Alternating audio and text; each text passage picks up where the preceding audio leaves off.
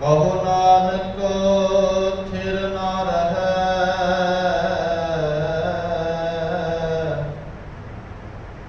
ਜਿਉ ਬਾਲੂ ਕੀ ਭੀਤ। ਰਾਮ ਗਇਓ ਰਾਵਣ ਗਇਓ, ਜਾਪੋ ਬਹੁ ਪਰਵਾਰ। ਕਹੋ ਨਾਨਕ ਥਿਰ ਕਛ ਨਹੀਂ, ਸੁਪਨੈ ਜੋ ਸੰਸਾਰ। ਚਿੰਤਾ ਤਾਂ ਕੀ ਕੀਜੀਐ, ਜੋ ਅਨਹੋਣੀ ਹੋਏ। ਇਹ ਮਾਰਗ ਸੰਸਾਰ ਕੋ, ਨਾਨਕ ਥਿਰ ਨਹੀਂ ਕੋਇ।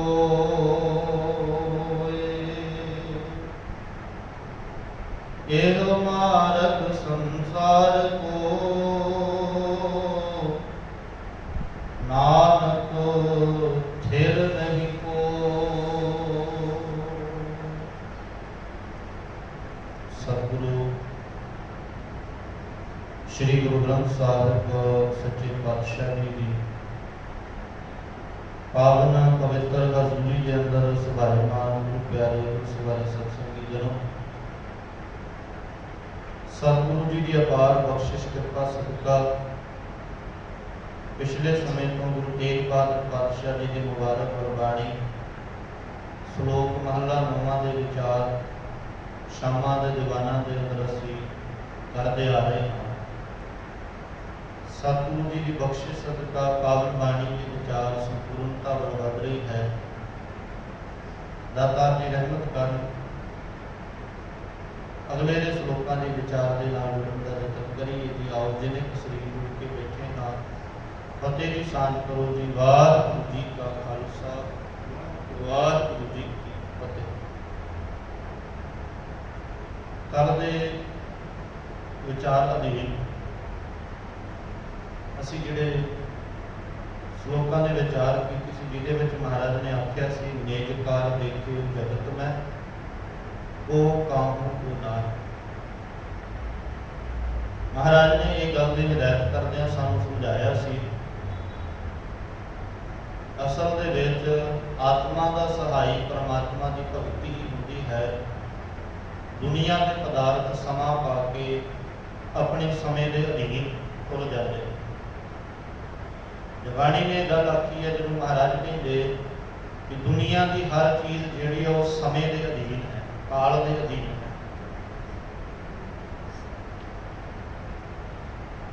ਦੁਨੀਆ ਕੋਈ ਵੀ ਚੀਜ਼ ਹੈ ਜਿਹਨੂੰ ਮਹਾਰਾਜ ਨੇ ਬਾਣੀ ਦੇ ਵਿੱਚ ਇਹਨਾਂ ਬੋਲਾਂ ਦੇ ਨਾਲ ਸੰਬੋਧਨ ਕਰਦਿਆਂ ਸਾਨੂੰ ਸਮਝਾਇਆ। ਮਹਾਰਾਜ ਕਹਿੰਦੇ ਦੁਨੀਆ ਦੀ ਹਰ ਚੀਜ਼ ਜੋ ਜਨਮ ਹੈ ਇਸ ਸਰ ਪਰ ਮਰਨਾ। ਜਿਹੜੀ ਵੀ ਚੀਜ਼ ਦਾ ਦੁਨੀਆ ਦੇ ਵਿੱਚ ਜਨਮ ਹੋਇਆ ਹੈ ਉਹਦਾ ਮਰਨਾ ਨਿਸ਼ਚਿਤ ਹੈ, ਉਹਦਾ ਖਤਮ ਹੋਣਾ ਨਿਸ਼ਚਿਤ ਹੈ। ਭਾਵੇਂ ਉਹ ਬਨਸਪਤੀ ਦੇ ਰੂਪ ਦੇ ਵਿੱਚ ਪੇੜ ਪੌਦੇ ਹੋਣ, ਭਾਵੇਂ ਉਹ ਜੀਵ ਜੰਤੂ ਹੋਣ, ਭਾਵੇਂ ਉਹ ਇਨਸਾਨ ਹੋਣ, ਤੇ ਭਾਵੇਂ ਉਹ ਦੁਨੀਆ ਦਾ ਕੋਈ ਵੀ ਪਦਾਰਥ ਹੋਵੇ, ਆਪਣੇ ਸਮੇਂ ਦੀ ਸੀਮਾ ਨੂੰ ਹੰਢਾਉਂਦਾ ਹੋਇਆ ਹੌਲੀ ਹੌਲੀ ਉਹ ਆਪਣੀ ਮੌਤ ਵਾਲੇ, ਆਪਣੇ ਖਾਤਮੇ ਵਾਲੇ ਪਾਸੇ ਵੱਧ ਰਿਹਾ। ਤਾਂ ਜਦੋਂ ਅਕਾਲ ਪੁਰਖ ਵਾਹਿਗੁਰੂ ਜੀ ਦੀ ਵਡਿਆਈ ਕਰਦੇ ਹਾਂ, ਧੰਨ ਗੁਰੂ ਨਾਨਕ ਸਾਹਿਬ ਪਿਤਾ ਮਹਾਰਾਜ ਜੀ ਨੇ ਉਹਦੇ ਗੁਣਾਂ ਦਾ ਵਰਣਨ ਕੀਤਾ। ਧੰਨ ਗੁਰੂ ਨਾਨਕ ਸਾਹਿਬ ਨੇ ਅਕਾਲ ਪੁਰਖ ਦੇ ਗੁਣਾਂ ਦਾ ਵਰਣਨ ਕਰਦਿਆਂ ਉਹਨੂੰ ਅਕਾਲ ਦੇ ਨਾਲ ਸੰਬੋਧਨ ਕੀਤਾ। ਕਾਲ ਹੁੰਦਾ ਸਮਾਂ, ਅਕਾਲ ਹੁੰਦਾ ਜਿਹੜਾ ਸਮੇਂ ਦੀ ਬੰਦਸ਼ ਤੋਂ ਪਰੇ ਹੈ, ਜਿਹਦੇ ਉੱਤੇ ਸਮਾਂ ਆਪਣਾ ਪ੍ਰਭਾਵ ਨਹੀਂ ਪਾ ਸਕਦਾ। ਸਾਡੀ ਜ਼ਿੰਦਗੀ ਦਾ ਇੱਕ ਪੀਰੀਅਡ ਹੈ, ਜਨਮ ਤੋਂ ਮੌਤ ਤੱਕ। ਉਹ ਗੱਲ ਵੱਖਰੀ ਹੈ ਕਿ ਸਾਨੂੰ ਇਹਦੀ ਜਾਣਕਾਰੀ ਨਹੀਂ ਵੀ ਸਾਨੂੰ ਸਮਾਂ ਕਿੰਨਾ ਮਿਲਿਆ ਹੈ, ਕਦੋਂ ਮੁੱਕ ਜਾਏਗਾ, ਕਦੋਂ ਇਹ ਸਮਾਪਤ ਹੋ ਜਾਏਗਾ, ਇਸ ਗੱਲ ਦੀ ਜਾਣਕਾਰੀ ਸਾਨੂੰ ਨਹੀਂ। ਪਰ ਇਹ ਨਿਸ਼ਚਿਤ ਹੈ ਕਿ ਸਮਾਂ ਪੱਕਾ ਹੈ, ਇਹ ਤੋਂ ਅਸੀਂ ਪਾਸੇ ਨਹੀਂ ਹੋ ਸਕਦੇ। भी साडा समा नहीं आया। महाराज सच्चे पातशाह जी ने अज के पावन श्लोक के विच विचार साडे सामने रखी। हजूर कहते जग रचना सब झूठ है। झूठ का भाव भी टिकी नहीं रहेगी, विनाश हो जाएगी। इनू समझण दे वास्ते आपां आसा की बात दे विच धन गुरु पातशाह जी की मुबारक गुरबाणी दे विच श्लोक पढ़ रहे हैं, जिथे महाराज कहते कूड़ राजा, कूड़ प्रजा, कूड़ सब संसार। कूड़ का भाव है झूठा। किसी राज का, एक राज का राजा झूठा हो सकता है, सारे राजे तो झूठे ने। जे एक पासे कह लिए कि राजे झूठे ने तो महाराज जी कहते प्रजा भी झूठी है। प्रजा कहता प्रजा के विच एक दो इंसान झूठा हो सकता है। अगली विचार महाराज ने बख्शिश की कूड़ सब संसार।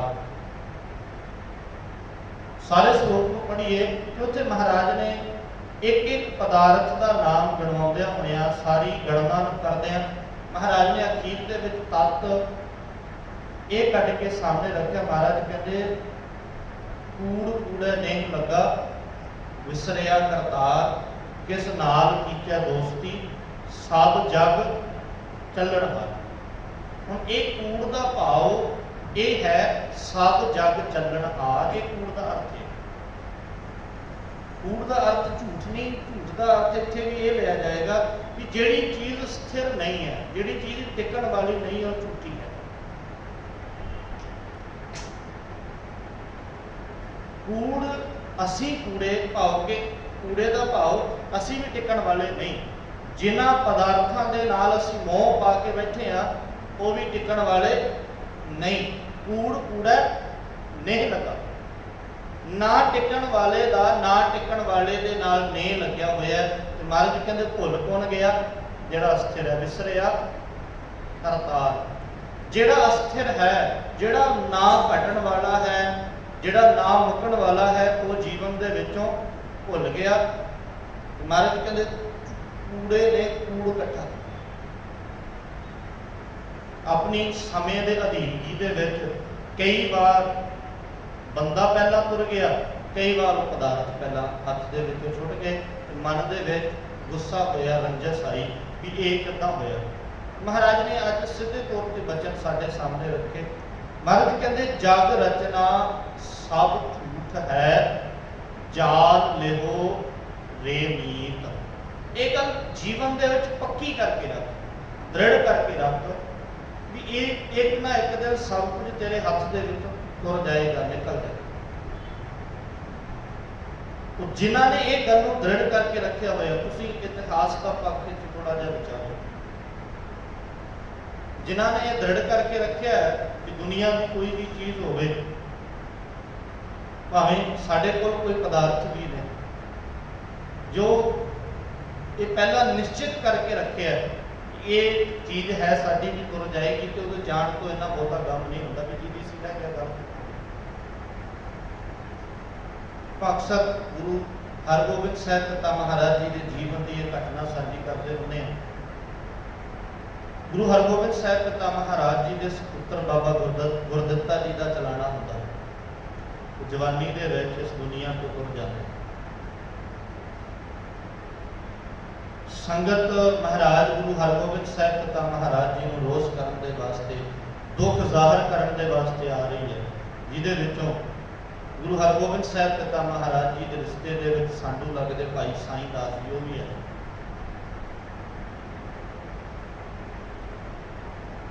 अज भी समाज का रिवाज है भी ठीक है, किसी के दुख के विच किसी के दुख को माणिया तो नहीं जा सकता, पर अज भी समाज का रिवाज है जाके कहो भी बड़ा माड़ा होया, नहीं होना चाहिए। अज भी साडा रिवाज है। ਉਹਦੇ ਨਾਲ ਨਾ ਤੇ कोई गया वापस आ जाता, सगों सानू ये हुंदा भी असीं चलो अपना दुख जता दिता है। उसे प्रक्रिया के मुताबक गुरु हरगोबिंद साहिब पिता महाराज जी को बड़ियां संगत आ रही हैं। इतिहास कहता भाई साईं दास जी गुरु पातशाह जी के कोल गए, वेख के बड़े हैरान हुए। हैरानी इस गल की भी गुरु हरगोबिंद साहिब पिता महाराज जी का भरी जवानी के सपुत्र इस दुनिया को चला गया, पर महाराज जी के चेहरे के उत्ते वो उदासी नहीं है। इंज लग रहा कि कुछ प्रतीत होया ही नहीं, कुछ गया ही नहीं हथ दे। साध संगत कि बड़ा बड़ा दुख होंदा है। देखो तुरते सारिया ने जाना, पता सारिया नूं होंदा, पर उस प्यो नूं पुछ के वेखो जिन्हें पुत्र की लाश वेखी, बड़ा औखा होंदा है। एक बार वास्ते जे पिता का चलाना होवे ते लोग कह देंगे भी सारे ने जाना होंदा जी। जदों प्यो नूं पुत्र की लाश वेखनी पे फिर ये कहना भी बहुत औखा। भाई साईं दास जी गुरु हरगोबिंद साहब पिता महाराज जी के कोल गए तो जाके उन्होंने सवाल किया, बादशाह जी तुसी सारियां दे दिलां दी ते जानन वाले हो, मेरे मन दे विच एक सवाल है, तुहानूं दुख नहीं होया बाबा गुरदित्ता जी के चले जाने? कारण की है? महाराज ने रमज बड़ी तरीके दे नाल समझाई। साहिब बादशाह जी अपने हाथ दे विच तीर फड़ के बैठे ने। महाराज ने तीर दे नाल जमीन ते एक लकीर खिंची, लकीर खिंच के गुरु हरगोबिंद साहब पिता महाराज जी ने भाई साईं दास को कहा, मैं जमीन ते लकीर खिंची, तुहानूं कोई फर्क पिया? कहते जी ना महाराज तुसीं लकीर खिंची, मैनूं की फर्क पैना, जमीन ते खिंची है। महाराज ने पैर मार के लकीर को मिटा दिया। महाराज कहते लकीर को मैं मिटा दिता, तुहानूं कोई फर्क पिया? कहते जी ना महाराज तुसीं खिंचण वाले, तुसीं मिटाउण वाले, मैनूं की फर्क पिया? महाराज कहते बस इदां ही मेरे जीवन दे विच है, परमात्मा ने दात दित्ती सी ते ओह लै गए। और इसे पक्कों बाणी ने बड़ा सुंदर लफ्जां दे विच सानूं समझाया, जिथे महाराज कहते बिनसना हर चीज़ ने है, तुरना हर चीज़ ने है, पर उत्थे एक बड़ा प्यारा बचन संबोधन करदे सानूं बाणी ने आख्या, महाराज कहते जिसकी वस्त सोई लै जाएगा, रोज किसे सुन। कादा कुछ गुस्सा जी, कादा रंग साडा ते कुछ है ही नहीं, जिहदा सी वो लै गए। ਉਹਦੀ ਮਰਜ਼ੀ ਹੈ, ਉਹਦਾ ਸ਼ੁਕਰਾਨਾ ਹੈ ਵੀ ਇਹਦੇ ਬਦਲੇ ਅਸੀਂ ਤੇ ਕੁਝ ਨਹੀਂ ਨਾ ਦਿੱਤਾ, ਜਿੰਨਾ ਸਮਾਂ ਸਾਨੂੰ ਹਟਾਉਣ ਨੂੰ, ਸਾਨੂੰ ਵਰਤਣ ਨੂੰ, ਸਾਨੂੰ ਗੱਲਾਂ ਕਰਨ ਨੂੰ, ਸਾਨੂੰ ਵਿਚਰਨ ਨੂੰ ਮਿਲ ਗਿਆ, ਇਹ ਵੀ ਬੜੀ ਵੱਡੀ ਗੱਲ ਹੈ। ਸ਼ਾਇਦ ਜੇ ਇਹ ਵੀ ਨਾ ਮਿਲਦਾ ਅਸੀਂ ਉਹਦੇ ਸਾਹਮਣੇ ਕੀ ਜ਼ੋਰ ਕਰਦੇ। ਸਾਹਿਬ ਨੇ ਬਚਨ ਆਖਿਆ, ਮਹਾਰਾਜ ਕਹਿੰਦੇ ਜਗ ਰਚਨਾ ਸਭ ਝੂਠ ਹੈ, ਜਾਤ ਲਿਵੋ ਰੇ ਨੀਤ। ਮਿੱਤਰਾ ਇਸ ਗੱਲ ਨੂੰ ਪੱਕੀ ਕਰਕੇ ਰੱਖ। ਤੇ ਮਹਾਰਾਜ ਨੇ ਉਦਾਹਰਣ ਦਿੱਤੀ। महाराज कहते कह नानक थिर ना रह, ज्यों बालू की भीत। भीत कहते कंध, बालू कहते रेत। महाराज कहते जिवें रेत की बनाई हुई कंध टिकती नहीं होती, जिन्ने मर्जी तुसीं जोर लाओ, रेत की कंध कदे भी नहीं टिकेगी। जे उन्होंने बनाने की कोशिश करोगे, उपरों रेत इकट्ठा करोगे तो थल्लों खिसक जाना, निकल जाना, कदे नहीं। ये दुनिया का दस्तूर है। जे कंध दुनिया का दस्तूर ये है कि जे परिवार अगे चलता है तो पिछों मुकदा नहीं। जे तुसी ये कोशिश करो, जिन्होंने बाबा फरीद साहब ने किया, बाबा फरीद साहब कहते देखो दुनिया का दस्तूर की है, फरीदा कित्थे टेंडे मापे आ जिन्नी कुछ जने हो भी अज साडे माँ बाप ने, पर जिन्हों ने साडे माँ बाप को जन्मे वो तो इस दुनिया से नहीं। तय पासों वो लग गया, तू अजे ना तीणों, तेनों इस गल की समझ नहीं आई। हौली हौली ये सारी जी समाज की रीति है ना, वो अपनी चाल के नाल चलती जा रही।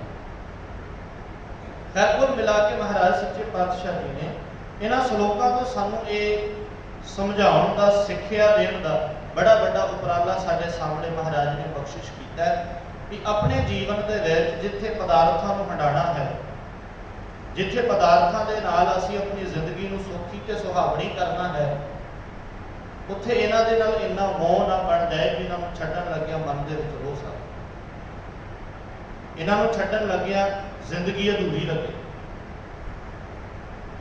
सहज सच्चे पातशाह जी ने बख्शिश की। अगला श्लोक हजूर कहते राम गयो रावण गयो जाको बहु परिवार। दो आपस विरोधी ताकतां जिहड़ियां हिंदुस्तान का इतिहास इस गल का दावा करता कि श्री रामचंद्र ते रावण महाराज कहते दोनों समाज चेता करता, पर ना रब बन के पुजन वाले अज टिकिया होया मन्निया जाता है, तो ना राक्षस बन के जिन्होंने राक्षस समझ के चिंता किया जाता है वो भी नहीं है। तो अगला महाराज ने बचन बख्शिश किया, जाको बहु परिवार कि रावण का परिवार बड़ा वड्डा सी, सानू भी किते यह भुलेखा हो भी जिन्ना वड्डा परिवार होंदा उन्ना कोई बचाव हो जाता है। पर महाराज कहते ना, जिन्हें जिहदी मौत है वो समय के हिसाब के नाल धन गुरु ग्रंथ साहिब के विच जो रावण का जिक्र पढ़ोगे तो महाराज ने यह जिक्र साढ़े सामने बख्शिश किया। महाराज कहते एडा वड्डा किला, एडा वड्डा परिवार, उत्थे जिक्र करदे महाराज ने आख्या सी भी लंका सा कोट समुद्र सी खाई, तह रावण घर खबर ना पाई, 1 लख पूत 1.25 लाख नाती, तह रावण कर दिया ना बाती। भी मौत की एडी गल है भी उन्हें अपने किले के चारे पासे समुद्र के विच अपना जो लंका सी समुद्र के विच बनी हुई सी, ਉਹਦਾ विशेष तौर पर पुल उदों का ही सी भी ਜਦੋਂ ਉਹਨੇ बाहर निकलना उदों का पुल खुलना नहीं तो पुल ने बंद रहना।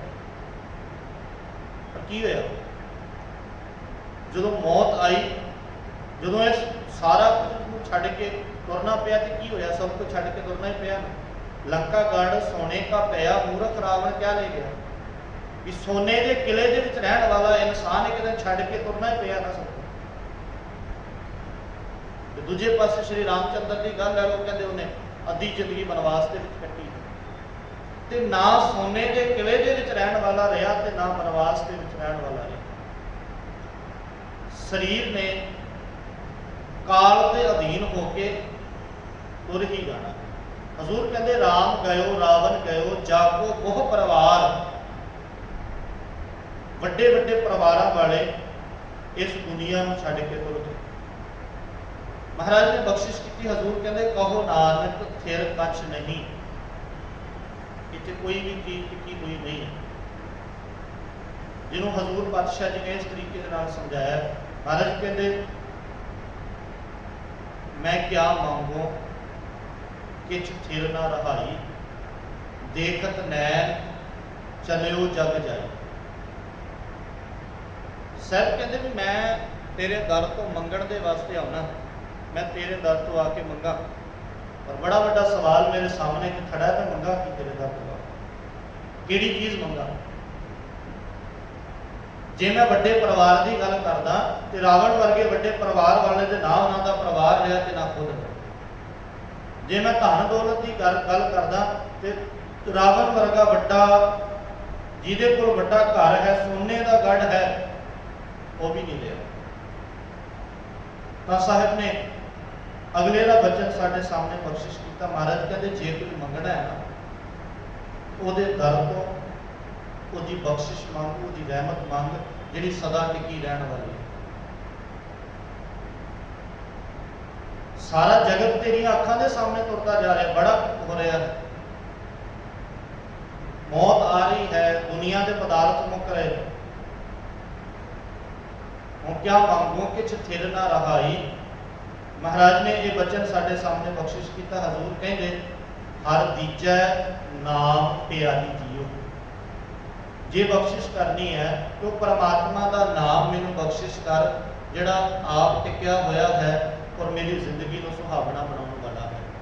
साहब ने बख्शिश की, कहो नानक थिर कछ नहीं, सुपना जो संसार।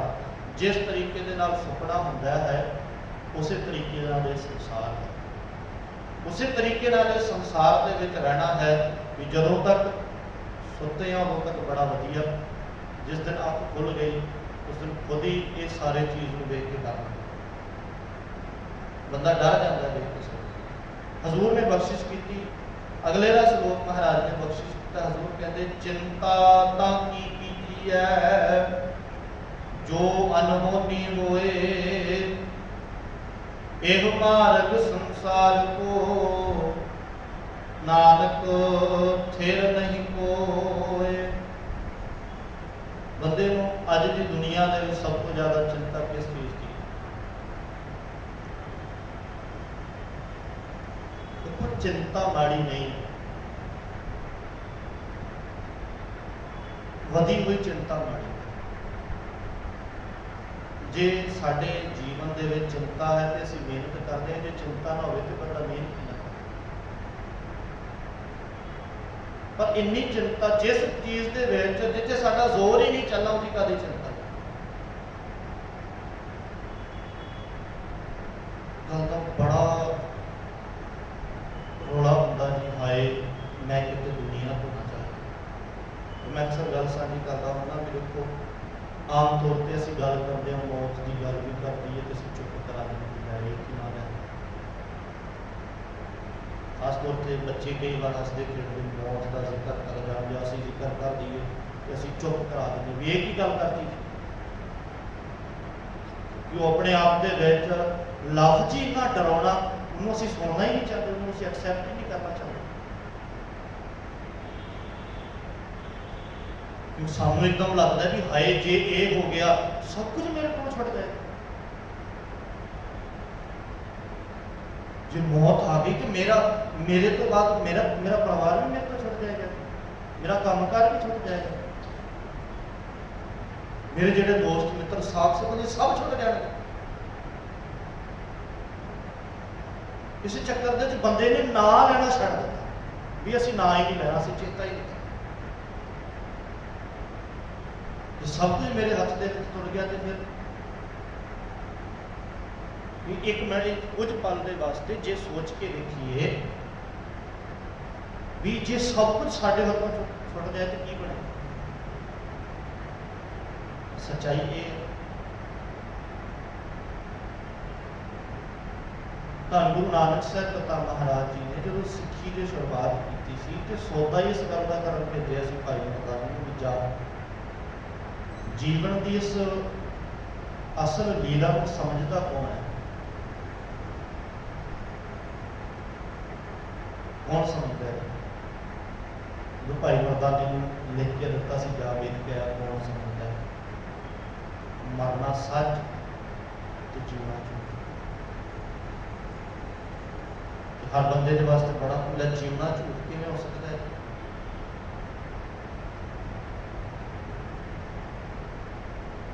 पर असल दे विच बाणी ने यह फैसला भी सानू दिता, जिन्हां ने मरण नूं समझ लिया ना, जीवन भी उन्होंने समझ लिया। जिहड़े सिर्फ डर के जिंदगी जींदे रहे, मौत तो उन्होंने भी आई है। जिहड़े सिर्फ इसे चिंता दे विच डुब के जिंदगी बसर करते रहे भी हाय किते मरना जाइए, मौत तो उन्होंने भी आई। फिर महाराज जी कहते चिंता ताकि कीजी है जो अनहोनी हुए, भी जिहड़ी चीज ना वापरे कदे चिंता वो भी करिए। महाराज जी कहते तुसीं चिंता भी करोगे ना, मौत ने फिर भी आ जाए। इस गल की चिंता कादी है जी, सफर पूरा होएगा तो जाना ही जाना। चिंता उन्होंने होनी चाहिए जिन्होंने सफर नहीं पूरा किया। मौत की चिंता नहीं, चिंता सफर की होनी चाहिए। छेती छेती पूरा कर लीजिए, जाको आए सोई लुहाजो, काम तो पूरा कर लीजिए। धन गुरु नानक साहब पिता महाराज जी प्रचार फेरियां करते हुए किसी जंगल के विच जाके डेरा लाया। पिंड तो बाहर पिंड के लोग संगत करते हैं आके। एक बाल उम्र के विच बच्चा रोज वेखदा कि सतपुरख होई है, रोज संगत करते हैं लोग आके, तो मैं भी करा। डंगर चारदा तो उन्हें गड़वी के विच दुध भरिया, तो दुध लैके जाके धन गुरु नानक साहब पिता महाराज जी के अगे रखिया, मत्था टेकिया। लोग बड़े हैरान, संगत करन सियाणे पुरख ते आते सी, अज बालड़ी उम्र का बच्चा तो भेटा लैके आया है। गुरु नानक साहब पिता महाराज जी बड़े खुश हुए तो सवाल किया भी की जाचना लैके आए, की मंगना चाहते? देखो जवाब यह आया कि मेरे मन के सवाल है, मैं बड़ा हैरान होया भी मौत कदों होगी? मौत का कोई समा नहीं होता। धन गुरु नानक साहब पिता महाराज जी ने पूछा कि तेनों इन्होंने गलों की समझ कितों आ गई? इस गल की समझ तो बड़े बड़े वड्डियां नहीं आई, तेनों इस गल की समझ कितों आ गई? कहना मैं वेख्या कुछ चिर पहला मामला भरने के वास्ते सरकार के अफसर आए थे, जिन्हों ने मामला नहीं ना भरिया, उन्होंने पक्की फसल भी वढ़ के लै गए, उन्होंने कच्ची फसल भी वढ़ के लै गए। जिहड़ी फसल अजे डूंगरी सी उन्होंने भी तबाह करके तुर गए। उन्होंने ये नहीं वेख्या किहड़ी वड्डी है, किहड़ी पक गई, किहड़ी कच्ची है ते किहड़ी छोटी है, सारियां वढ़ सुट्टियां। धन गुरु नानक साहब पिता महाराज जी ने कहा, बच्चा तेरा नाम की? कहता जी मेरा नाम है बुढ़ा। धन गुरु नानक साहब कहते तेरा नाम बुढ़ा नहीं, तेरी सोच भी बुढ़िया नहीं। जिन्होंने अज इतिहास बाबा बुढ़ा जी के नाम के नाल चेता करता कि महान रुतबा बाबा बुढ़ा जी को प्राप्त होया, जिन्होंने 6 गुरु साहिबान को अपने हाथों के नाल गुरता गद्दी ते बिठाया। गुरु नानक साहब पिता महाराज जी को जे उन्होंने जे वेखिए तो गुरु अंगद साहब, उस तो बाद गुरु हरगोबिंद साहब पिता महाराज जी तक उन्होंने ये जिम्मेवारी निभाई। सुभावक है गुरु तेग बहादुर साहब पिता महाराज जी की विद्या का प्रबंध भी बाबा बुढ़ा साहब ने किया, ये मान प्राप्त होया। खैर महाराज कहते इस गल की चिंता करने का विषय नहीं है, सगों तैयारी करने का विषय है मौत की।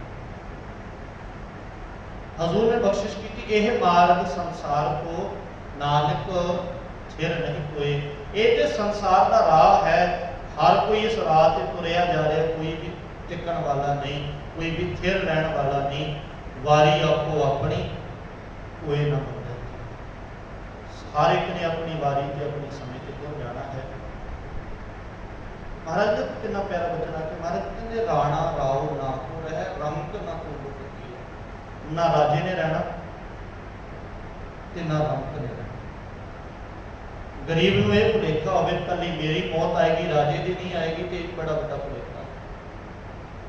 दुनिया के विच न्याय उत्ते थले हो सकता है, रब का न्याय उत्ते थले नहीं होता। जिस तरीके नाल जन्म की प्रक्रिया रब ने एको जी दी है, तो मौत की प्रक्रिया भी ये है कि ना ये कोई वध होनी ना ये घट होनी, मौत सारियां ने। साहब बख्शिश कर रहते विचार अगले दवाना बेनर करा सतगुरु बख्शिश कर, भुलां गलतियां की क्षमा। वाहिगुरू जी का खालसा, वाहिगुरू जी की फतेह।